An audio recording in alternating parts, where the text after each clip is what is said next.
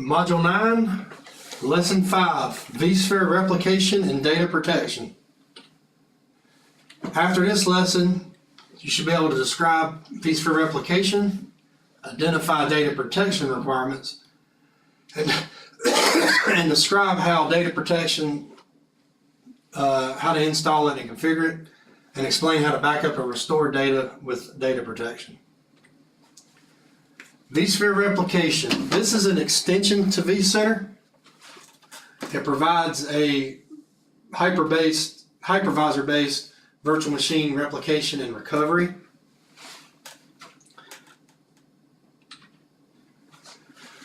You utilize it with the vSphere replication appliance, and this is an appliance that'll run and it's deployed like a normal virtual appliance, has an OVA, OVF, and you import it, and you can get it with vSphere. You have to have, it says it's included with most vSphere editions. I'm not 100% sure if it's in Essentials or not. I think you have to be above that, but it is highly available for it. And like I said, you import the appliance and it does the integration for you, and it uses the APIs to replicate the VMs. The replication functions, you replicate from a source site to a target site. It monitors and manages the status of the replication and recovering the virtual machines at the target site. And what happens, it does the initial replication, and after that it'll do just the replicated changed blocks.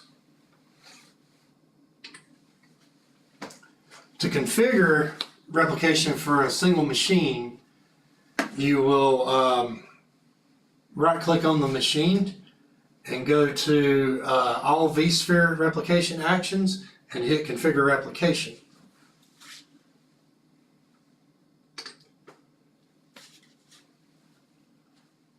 Now, point in time instances are configured during the configuration using the web client.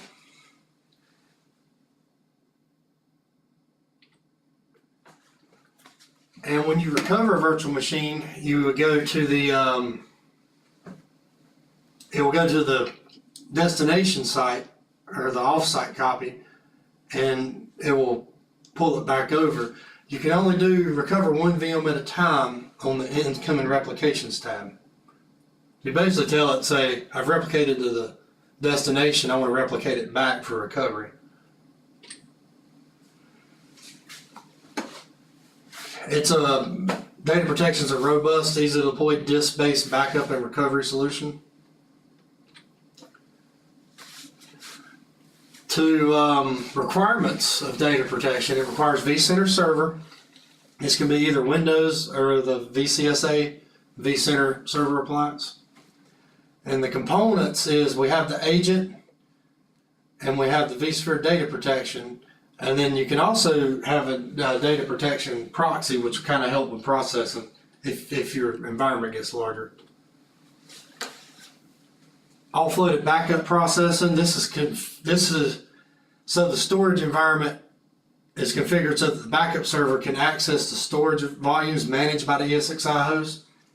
The backup processing is offloaded from the ESXi host to the backup server. This prevents local ESXi resources from becoming overloaded. Change block tracking. This is what gets replicated after the full, and this will keep track of what blocks have changed, and that way it'll just replicate that data that's changed. Another feature of it is data deduplication. This way, like in this example, on our backup, we'll use this block is blue. Well, we already have that data. So what happens is our second backup, let's say it adds a yellow. So we have all this sitting out there, all these blocks. Well, on our third backup, all this already exists, but we're just adding these. So what will happen on our third backup, actually, if you look at it from another way, the only thing that really exists in the third backup is this block, because it's deduped, it's unique. So this is already sitting out there, whereas like on backup 2, we would have just this one. It saves on storage and allows faster backups because basically, let's say this data was getting copied on backup 3, it will report back and say, oh, it's copied because it's already there. So it really didn't ever copy it because it's already sitting there. You can deploy it, like we said earlier, through an OVA. So it's an OVA file that you'll import. And then you go and you create your backup job. It can be backup virtual machines or application servers. And then to perform a restore, we see we got the restore tab in there. And then we restore the backup and it'll ask us, which one to restore. And you can also restore individual VMDKs. So let's say maybe this has 2 VMDKs on it, OS and data. I just want to restore the data, so I could do that.